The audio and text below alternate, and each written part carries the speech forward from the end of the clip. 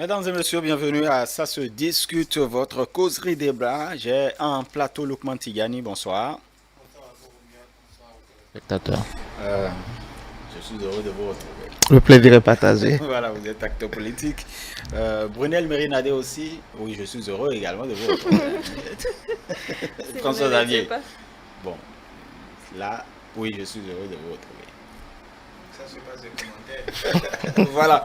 Le premier sujet à évoquer, vous l'avez d'ailleurs suivi avec notre consultant politique. La sortie du Front pour la restauration de la démocratie, c'était hier à Parakou. Et puis, trois exigences sont sorties donc de cette rencontre. Ce front qui constitue le cadre de regroupement donc d'un certain nombre de personnalités politiques se réclamant de l'opposition. Là, vous avez suivi Lukman Tigani, le Front pour la restauration de la démocratie. Parakou qui est choisi par le Front. Oui, je fais partie de ceux qui, déjà depuis 2016, observent les acteurs politiques, principalement ceux de l'opposition, en étant sur le territoire national. Euh, Hors du territoire, j'ai observé.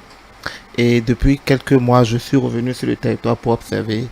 Et je tire la conclusion que les acteurs politiques de l'opposition ne sont pas sérieux.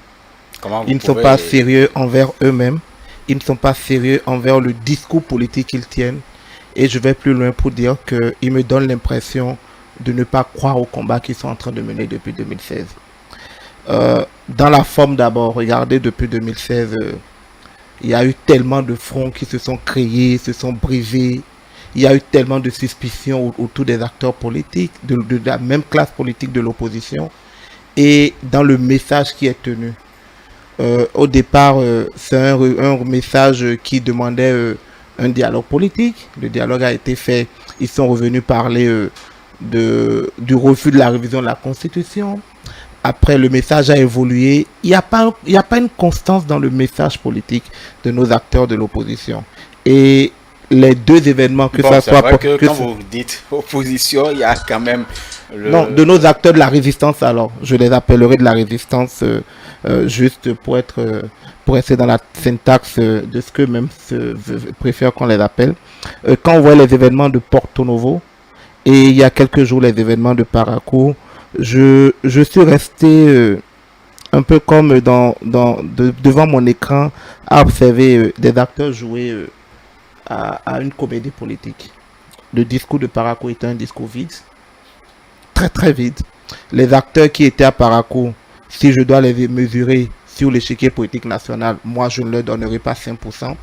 Et les trois revendications dont vous avez parlé, c'est des revendications que je mets dans un panier d'hérésie et qui ne méritent pas aujourd'hui, dans le contexte actuel où nous sommes. Une fois que la liste définitive des candidats a été proclamée par la Cour constitutionnelle, on ne peut plus venir faire des réclamations d'élections libres et transparentes. Bon, Nous avons déjà les candidats. Nous avons déjà les bon, candidats. vous y allez. Nous Hein, avons bon. déjà les candidats sur la liste. On ne peut pas venir faire ça. Moi, je pense que moi, j'aurais été à votre place depuis un certain moment. Il y a des acteurs des médias qui doivent se passer de nous faire voir ces acteurs-là politiques dans le discours qui n'honore pas notre démocratie. Il y a le consultant politique qui l'a martelé et qui le martèle, et justement, vous venez également de le dire, qu'on devrait passer à autre Autre chose. chose. Brunel Mérinadé aussi, il y a trois exigences tout de même. Bon, on va rappeler, euh, il y a Lukman Tigani qui rappelle l'une d'entre elles, l'élection présidentielle inclusive et, et Très transparente. transparente. Justement, la banalisation de ces choses. Je crois que Lukman vient rejoindre également Agapit Napoléon Aforican. Oui, un peu. Moi, je me demande si, après tout ce temps, ils font en quelque sorte l'état des impacts qu'ont leurs actions ou qu'ont leurs commentaires réellement sur la population.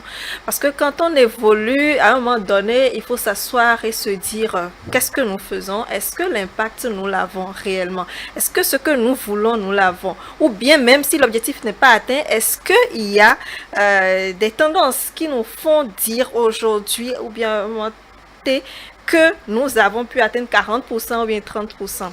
Parce que s'ils le faisaient en réalité, je pense qu'ils auraient réellement changé de tactique. Nous, on entend que le bilan n'est pas fait. Non, pas du tout. On n'entend que les mêmes mots, les mêmes adjectifs qualificatifs et qui n'ont réellement rien fait depuis des mois que ce front existe et il persiste dans cette lancée-là. Peut-être qu'ils savent déjà qu'ils n'auront pas gain de cause tout simplement, mais qu'ils y tiennent tout simplement pour montrer qu'ils sont là et qu'ils existent aussi en réalité. Parce que franchement, quand on est déjà à quelques jours de la campagne présidentielle, quelques semaines donc du scrutin. Parce qu'il faut le rappeler, le 26. Aujourd'hui nous sommes le 15, donc exactement. Dans 11 jours à peu près. À peu près, nous aurons la campagne et qu'ils nous disent qu'ils veulent avoir une élection transparente, ils veulent qu'on sursoit à tout pour une assise nationale. Dans quel pays ils voient intervenir des choses comme ça? Aucun pays qui se respecte. Nous avons des institutions qui sont en place. Nous avons validé le calendrier du processus qui est en cours. Ils étaient où? Il faut qu'ils repensent. Ils étaient dans le processus. Oui, entre-temps recalé, il faut penser à autre chose. Il faut penser à d'autres propositions à faire pour que les populations en réalité puissent savoir ce qu'ils veulent. Moi, je pense qu'ils ne veulent rien de concret. François-Xavier Noumon. 3 exigences. D'abord, la libération de Reky Amadougou. Ça, l'exigence principale. Je pense en fait, si je m'en tiens au discours. Je pense qu'on est dans une sorte de diversion. Je partage l'état d'esprit de Lokman. C'est-à-dire qu'à un moment, ça devient ça participe à un climat de lassitude. Ouais. La politique ne peut pas se faire chaque jour avec des invectives.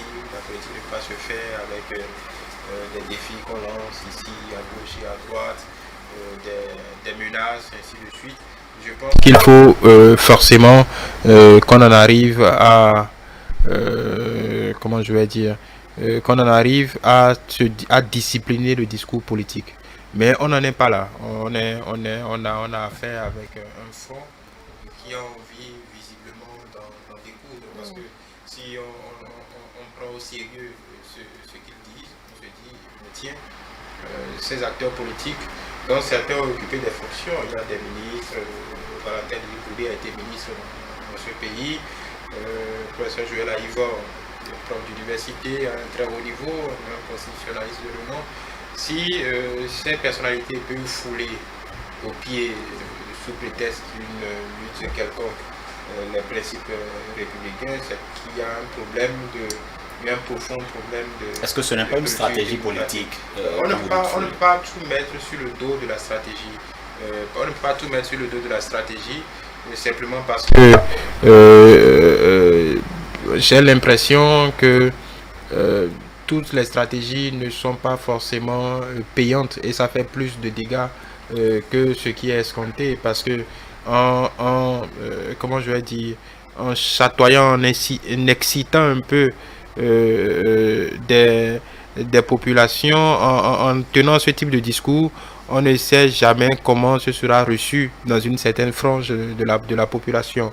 Et en voulant associer le cas Madougou à ce type de revendication, peut-être que le dessein derrière cette histoire, c'est d'attiser encore une fois une sorte de révolte, de titiller un peu les gens dans leur appartenance, peut-être sûrement ou peut-être ethnique, et de pouvoir susciter une quelconque réaction ici et là, parce que là, ils demandent un scrutin transparent.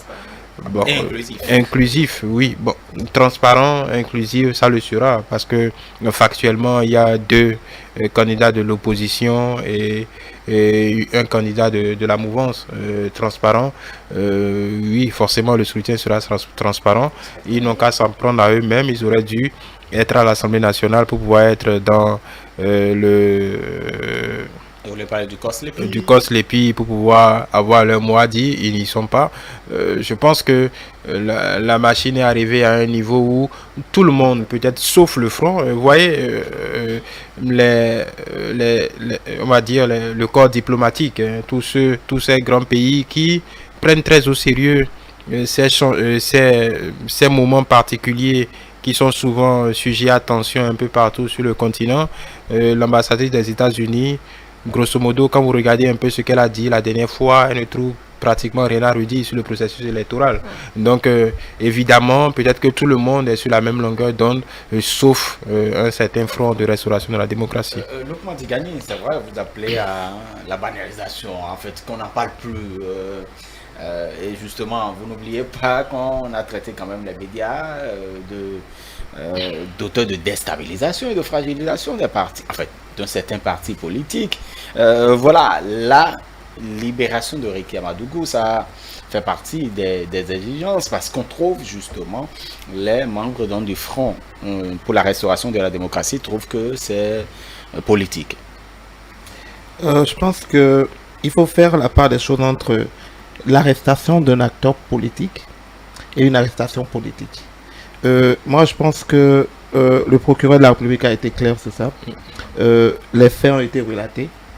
J'attendais que nos amis du Front pour la restauration de la démocratie, sous couvert des conseils des avocats, au regard de leur expérience en la matière, vous avez parlé du professeur Joël Aïvo, nous donnent leur version des faits, qui se constitue peut-être en sachant pour nous dire ce qu'ils pensent pour faire vraiment manifester la vérité. Je pense que quand on est dans des conditions comme ça, il faut simplement demander que la justice soit faite. C'est ce que moi je pense qu'il faut demander. Demander la libération de Madame Rikiat Madougou, c'est le vœu de chacun d'entre nous, que chaque citoyen puisse retrouver sa liberté, que chaque citoyen puisse être libre de ses mouvements. Mais par rapport, face à ce vœu, nous sommes aussi dans le vœu de la quête d'une paix durable, d'une paix qui permet à chacun d'entre nous dans nos mouvements de ne pas porter atteinte aux attributs de la République, de ne pas porter atteinte à notre vivre en commun. Si les autorités judiciaires estiment à un moment donné que des actes, des faits, des propos ou des élucubrations, des relations de voisinage ou des relations de fraternité que Mme Madougou a eues avec un certain nombre de ses concitoyens sont des relations de nature à mettre en péril notre paix. Le procureur allait plus loin à parler de terrorisme parce que c'est peut-être des actions qui peuvent aller vers la violence à des fins politiques. Je pense que le Front, pour être sérieux, aurait dû ne pas demander la libération de Rikiat Madougou. Oui, pour être sérieux, ils auraient dû demander que la justice soit faite. J'ai vu des communiqués du parti FCBE qui a demandé que toute la lumière soit faite sur ces cas-là. Et dans les autres pays où des partis politiques doivent s'exprimer sur des situations comme ça, sur des arrestations de personnalités ou de personnages politiques à qui on reproche des faits, on demande simplement que la lumière soit faite. Et vous l'avez dit tout à l'heure, c'est peut-être pour attiser le feu, c'est peut-être pour tirer un peu sur la fibre régionaliste, pour tirer un peu sur le subconscient des Béninois. Mais il faut que les acteurs de ce front comprennent que les Béninois sont devenus davantage plus matures. C'est-à-dire que vous voulez dire que Parakou qui a été choisi, c'est fait à dessein? Ils étaient dans la stratégie politique, mais cette stratégie qu'une fois encore n'a pas payé. Il faut qu'ils comprennent que les Béninois deviennent de plus en plus matures.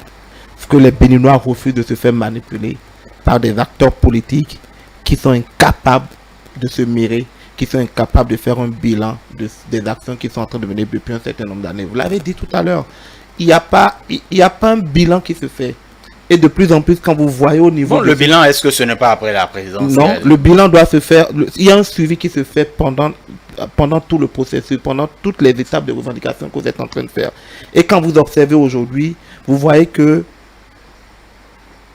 ils perdent en qualité, ils perdent même en quantité d'acteurs qui doivent accompagner, qui doivent porter leur discours. La qualité, il y a... C'est vrai, il y a Eric Ndete qui a été vice-président de l'Assemblée nationale. Il y a Joël Aïvo à qui on continue de donner le PAM de professeur constitutionnaliste. Mais en termes de qualité politique, ils perdent en qualité.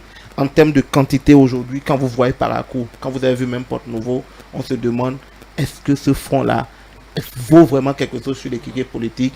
Et malheureusement, c'est des ouvriers de la 25e heure qu'on amène aujourd'hui pour alimenter la résistance.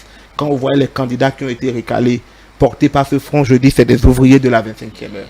C'est des ouvriers de la 25e heure qui n'étaient pas au départ du combat, qui a été fait par des forces de l'opposition, par des forces de la résistance depuis 2016. C'est des ouvriers de 25e heure. Et ceux qui portent leur message aujourd'hui sur les médias aussi, c'est des gens qu'on n'a pas vus depuis 2016, qui viennent juste combler un vide parce que ceux qui pensent qu'il n'y a plus de sérieux sont partis. Il faut souligner aussi que... Brunel, oui, quand je faisais la question, Parakou a été choisi à dessein. Oui, bien entendu, ils ne sont pas descendus sur Parakou parce que par un heureux hasard ou bien un malheureux hasard. Non, parce qu'on estimait qu'après quand même la ville, bon, il y a la ville économique, donc oui, la première ville à statut, c'est particulier, c'est Cotonou, après Porto Novo. Parce qu'ils voulaient toucher une certaine frange de la population par rapport à leurs revendications et tout. Et moi, je pense beaucoup plus que notre envoyé, ou plutôt notre correspondant qui est sur place, nous en a parlé davantage tout à l'heure. On se déplace, c'est vrai, on va voir ce qu'ils vont dire, on va plutôt suivre, entendre ce qu'ils vont dire, mais en réalité, est-ce qu'on y croit réellement? Est-ce que eux-mêmes, quand ils retrouvent après, à la fin de leur discours, les populations, est-ce qu'ils ont l'impression que les gens les croient? Moi, je pense que beaucoup plus que non. On va sûrement parce que on veut voir telle personne jouer la Ivor. C'est qui en réalité cet homme? On veut voir peut-être Eric Moulete, il va nous parler de Rekia ou bien d'autres choses.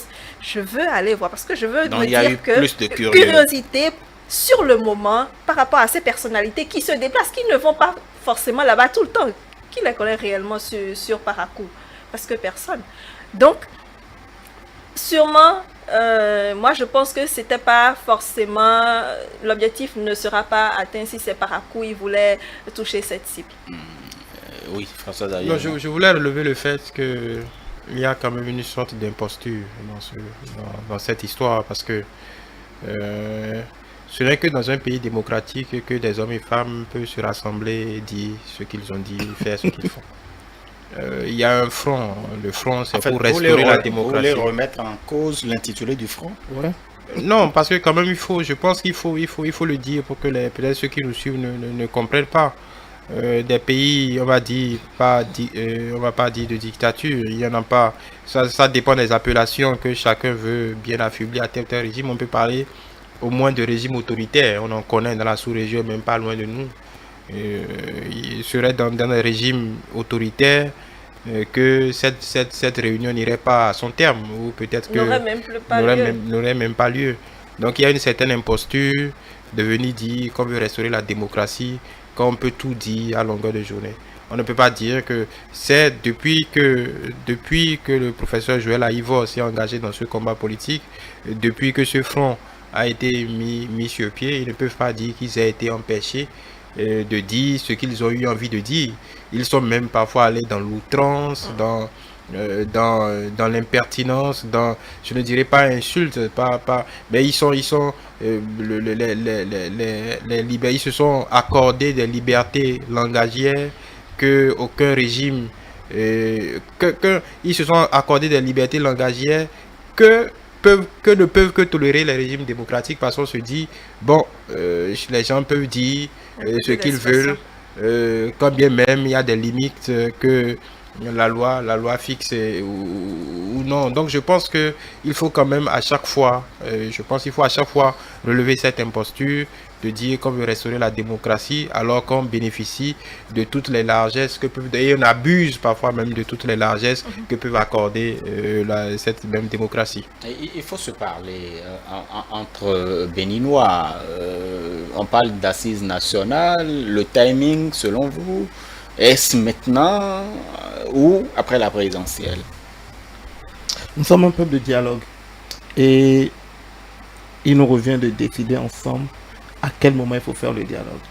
Nous avons fait un premier dialogue en 2019 au lendemain des élections législatives et des acteurs politiques ont été invités mais ont décliné l'offre, au nombre desquels le responsable du front aujourd'hui, Valentin Adité-Roulé. Des acteurs politiques ont été invités et ont traité ce dialogue de tous les mots. Alors que c'était un dialogue qui était ouvert à l'ensemble des acteurs politiques, qui était ouvert, qui avait reçu d'une manière ou d'une autre la légitimité du peuple béninois. Ils se sont opposés à ce dialogue. Maintenant, ils appellent à un autre dialogue. Nous restons ouverts, mais nous pensons qu'aujourd'hui, vous l'avez dit, je ne sais pas dans quel pays on met un terme à un processus électoral en cours parce qu'il faut aller à la table, parce qu'il faut aller vers le dialogue. Le processus électoral est en cours, le processus ira à sa fin. Les gens vont continuer à rester dans le folklore, dans la comédie, on va les regarder, on va sourire. Ceux qui se prennent au sérieux iront en compétition. Au lendemain de ce processus, nous aurons un président qui sera élu, qui va prêter serment, et il revient à ce président en symbiose avec les acteurs politiques, avec la classe, avec les institutions de la République, de décider de la pertinence ou non d'un dialogue politique. C'est un vœu qui a été formulé. Tous les vœux ne sont pas tenus d'être exaucés. Ils ont formulé leur vœu. Nous mettons ce vœu-là au frigo. Au lendemain des élections, on jugera de la pertinence de tenir compte de cela. Mais ceux qui veulent aller au dialogue ne tiennent pas des propos incendiaires. Oui, et aujourd'hui, ce que nous constatons aujourd'hui, c'est qu'il y a des menaces. Il y a même des injures. Et il faut aller plus loin. Ils crient même la terreur. C'est ça le terrorisme en fait. C'est semer la terreur. Quand vous continuez de dire qu'il n'y aura pas élection, alors qu'un processus électoral est en cours, quand vous continuez de dire qu'au lendemain du 5 avril, il y aura un autre processus qui sera en tête, vous créez la terreur, vous créez la psychose dans la tête des populations. Et j'ai comme l'impression qu'ils le font exprès. Ils le font exprès parce qu'ils attendent un résultat. Leurs résultats, on le connaît depuis 2019. C'est remettre en cause les institutions. C'est remettre en cause notre quiétude. C'est remettre en cause le modèle démocratique que nous sommes en train d'améliorer, que nous sommes en train de forger. Parce que derrière, il y a des gens qui ne veulent pas que ce pays-là progresse. Parce que derrière, il y a des gens qui veulent profiter de cette brèche qui sera ouverte pour se repositionner alors qu'ils sont déjà réservés pour le garage. Très bien. Merci à vous. Je sais que... Non, je voulais juste ajouter que vous ne pouvez pas demander raisonnablement un dialogue à quelqu'un que vous insultez, à qui vous parlez avec outrance matin, midi et soir, et exiger et attendre que celui-là vienne se mettre à la même table que vous. C'est une affaire de cohérence. Très bien. Merci à vous, Lokman Tigani, François-Xavier Noumon, Brunel Merinade aussi. Merci à vous, chers amis téléspectateurs, de nous avoir suivis.